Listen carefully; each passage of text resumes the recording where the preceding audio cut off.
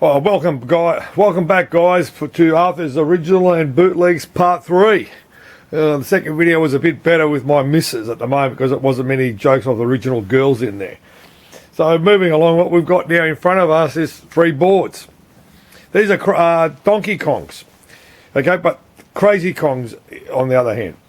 This is one here on the right hand side is a Crazy Kong done by Falcon, which everyone thinks it's a bootleg. No, it's not. It was an original. Nintendo had so much back order of games they couldn't make it, so they licensed it out to Falcon.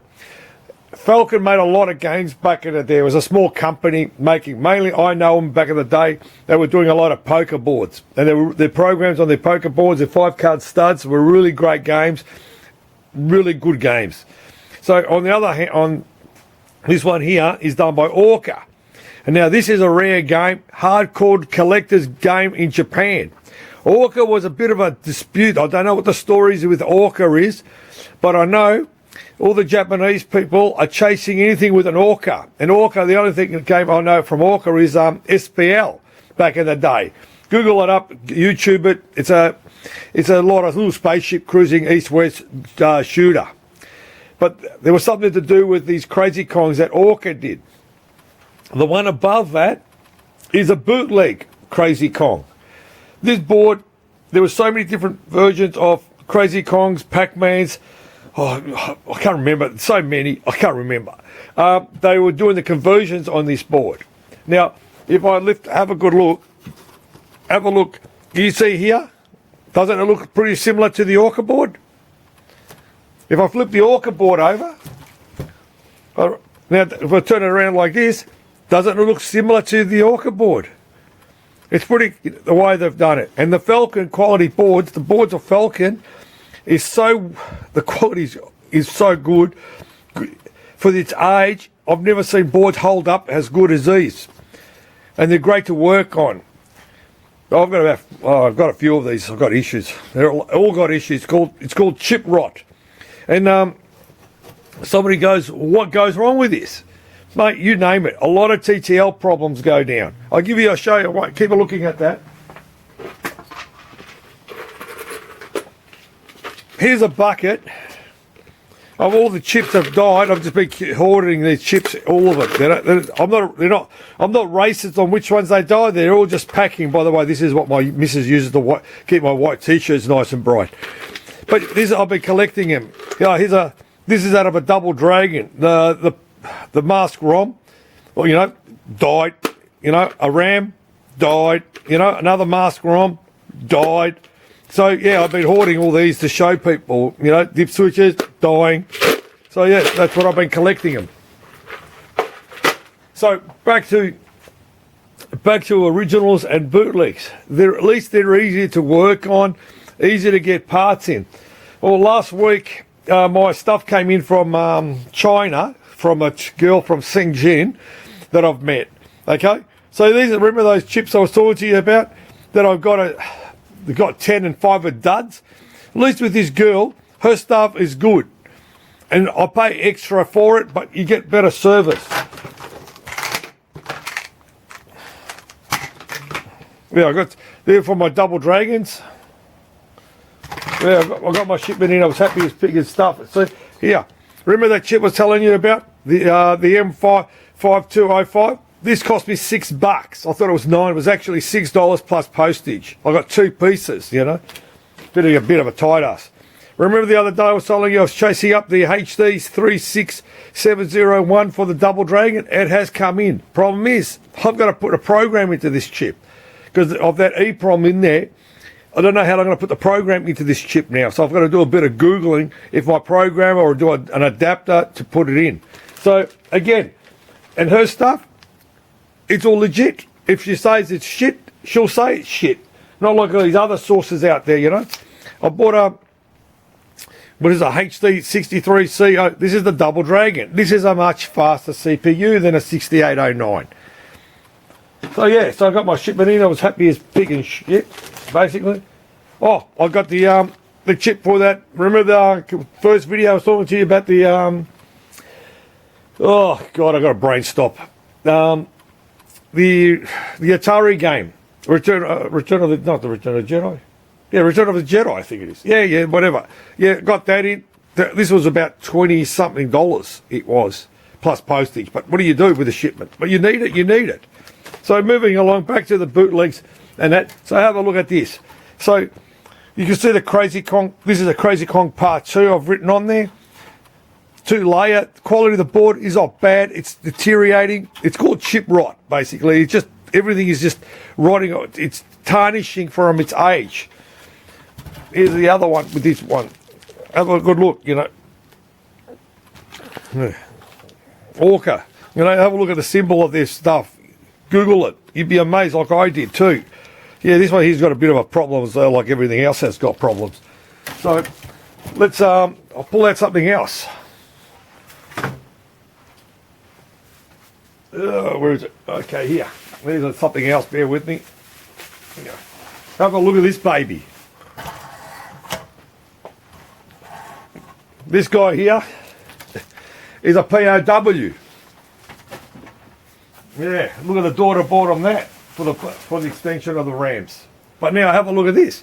Here is an original POW. Let's move them up a bit so you can sort of see them. So the difference, same size boards. Section over here, pretty close to the original. Problem is, look how much memory is in this. This is all the program. What these guys have done, they've put them on these. This is their programs here. The RAM program. What these guys did, they put it on all this. So basically all this chip is basically those. I don't know, I haven't Googled it to find out what size they are. I don't know if they're 16 megs or 32s, I don't know. They don't look like they're 4 megs because there's too much of that information there. But have a good look. Section over here. Section over there. Pretty close. Again, quality of the board is not bad. Oh, I forgot to mention with my last one with the Flying Shark. Boards like this, Twin Cobra and all that, you need good quality power supplies. This guy here pulls over 5 amps. If you don't have a good power supply, don't buy the ding-dong craps from eBay, the Chinese shit. Suggest you buy some quality power supplies, which say they do 12 amps. They do 12 amp, not just to be printed out, and they're just junk. You're wasting your time and your money because they won't draw these bootleg games, okay? Even your original ones, the filtration on them are just junk. Let me pull out, I've got a Sony power supply here.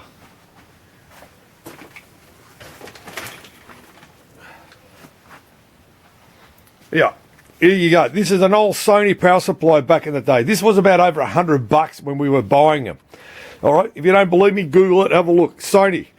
You know, and they say what it is, I can't say, 7 amps. It was 7 amps. Because back in the day, like we keep saying in my first 1, 2, and 3 video, or third video now, is power supplies need to be good to run boards. Those ding-dong boards, or power supplies, mate, they're only good for a 60 on one, and that's about it.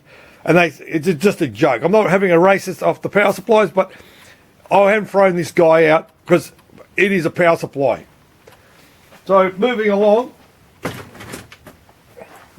from these 2 bootlegs, somebody was happy with my, oh no, I've got something better for you. Oh, here's a real classic game. Bear with me. I'll try to dig all these boards. I dug up a bomb jack, an old classic game. Good Techman. Techman was started off, then it became Tecmo, which is the famous Riga from there. So bomb jack was the last of their run. Then they went to Riga. It looks similar to a Riga board. No, it's close. Same power for the video, the same edge connector, and all this. So yeah, I've dug this up. Had a few faults. Easy to repair, but yeah, that's another one I'm going to offload on eBay soon. So yeah, there's a real good classic game, you know, like Riga. But what else was I going to say? Oh, here we go. Another really got me Yeah, back to originals. What have we got? We got an F1 Dream that I've pulled up. I've never seen an original F1 Dream. I come across an F1 Dream a couple of months ago. Here is the board. If you have a look at it, it's a 2-layer board. 2-layer board, nice, typical, really clean Capcom board. It's not a sales pitch, I'm just saying it. The bootleg looks exactly like this.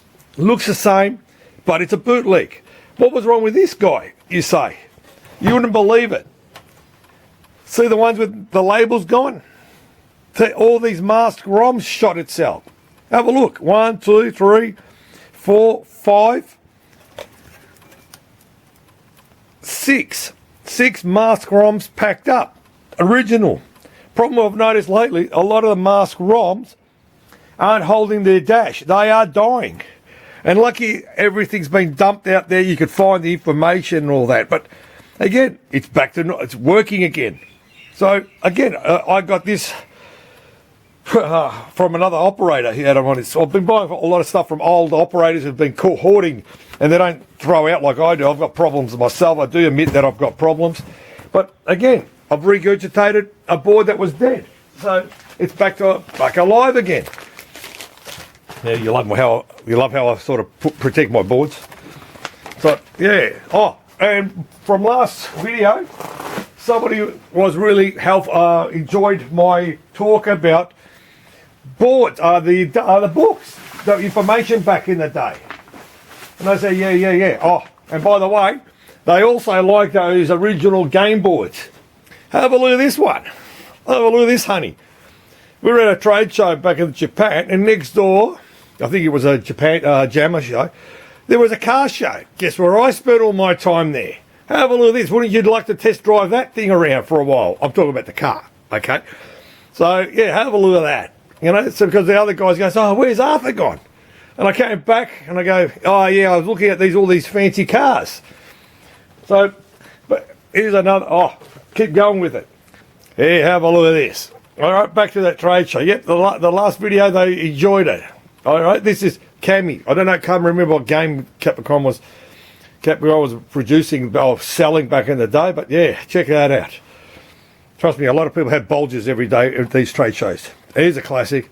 And at the end of the trade show, when they're closing up, I was actually closing the door, because what they do, they have all the models and all the girls stand in line, and they would take photos of the show. And guess what I was doing? The same thing. I took photos and videos. I'm going to dig up my videos soon. So yeah, all the girls were parading there. So yeah, the fun of trade shows in Japan. So all right, what we used to get is a magazine called Replay. This used to come out of America. Replay. Hang on, let me get it on the table for you guys. Okay, I found this one here. Here's How Young Does Gary Stern Look Back in the Day. This is November 96. Yeah, there is stop the glare there. They were celebrating what? Oh, Independence Day in the back of this stuff. But yeah, we used to get these magazines. This is out of America. Oh, one thing I didn't mention with my other videos, in America, these poor bastards, due to copyright, there was no bootlegs in America.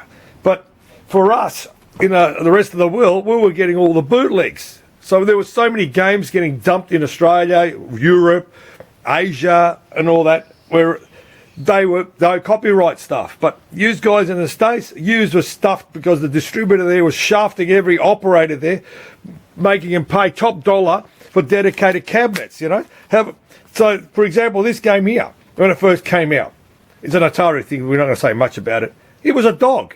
It didn't make money for us. It made a used guys, but used poor bastards had to move these big boxes around with pallet jacks. So with us, we had, lucky we could got around with conversion kits, basically. So yeah, we used to get this once a month. I think these guys are still on the internet if you're keen to keep going what's happening with the industry, but I doubt there's much left in the industry. But yeah, so there was up to date. You read all the crap, the advertising, the crap, more crap. Yeah, this is their books. Okay, now this is a dedicated Japanese catalogue. Okay, this is full on Japanese with their stuff. Yeah.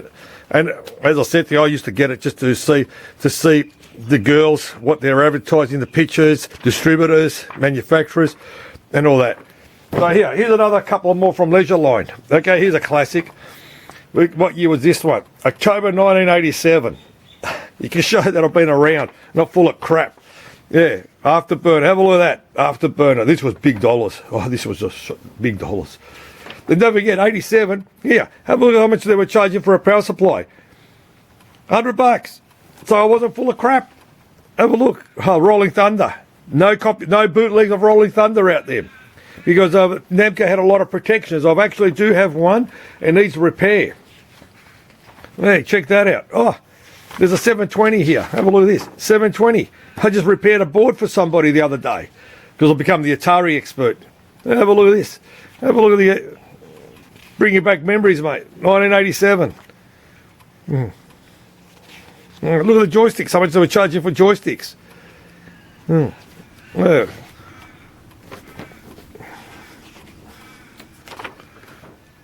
Oh, Street Fighter.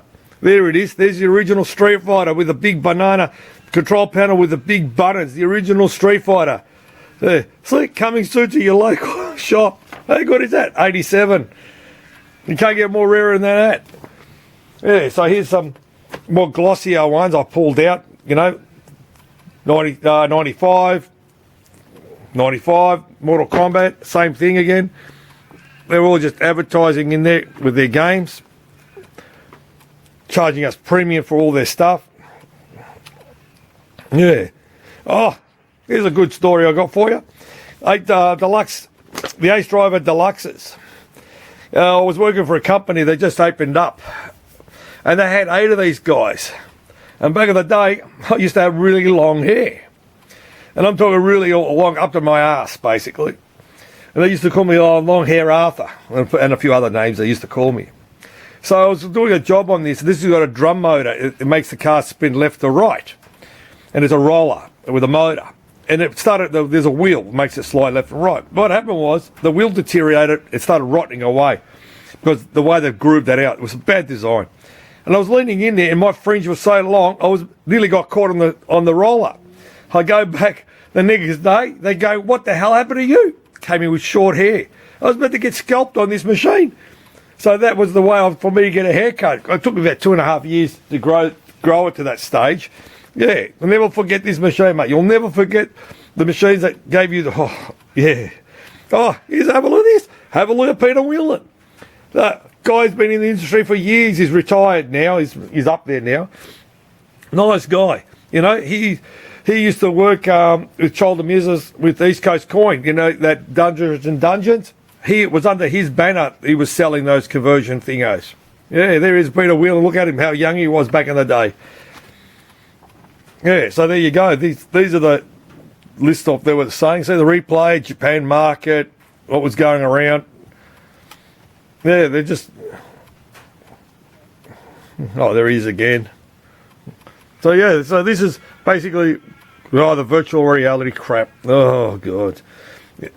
See, have a look at this. The virtual reality back in 95, and now it's taking off here in Australia and the rest of the world. Yeah. Here's another Japanese catalogue. Okay, these are a paper edition what year were these? These are 99. Again, these are just sort of marketing again. Street Fighter Plus. Have a look at that. Hang on. Move it up a bit so you can see it. Yeah, move it up. There, have a look at that. And how much was it? The subscription, you say? Have a look at that, the subscription.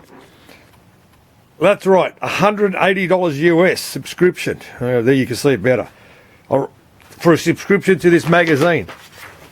So, but it was in English, this one. So yeah, basically you can see. The Japan game list back in that day was Virtual Striker 2. Drum Mania, Silent Scope, Dance Dance, King of Fighters 99. Yeah, have a look. These are the Japan's...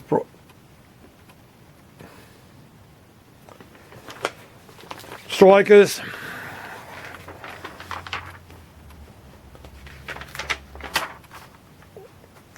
Oh, this is the AMO layout. This is the AMO for 99. the layout on who was going to be at the show. So, yeah. The days of the fun games back in the day. So, yeah, well, I did spend a lot of money in magazines, knowing what is good, what is bad, you know, in the repairs, but mainly it was the trade shows. I used to love it. I couldn't wait to get back there to the trade shows. So, yeah. Yeah, this is basically... so the entertainment of stuff that we get to learn, or what's new, what is bad. So I hope this video was a bit better than the last couple, but yeah, at least there's a bit of education on games and that what we have to go through to learn what is good and take a gamble on which is bad and whatever, you know. But yeah, the fun's of being in the amusement business. So what can I say? Pinball's passion, video games passion, life is passion. Thank you for watching. Cheers.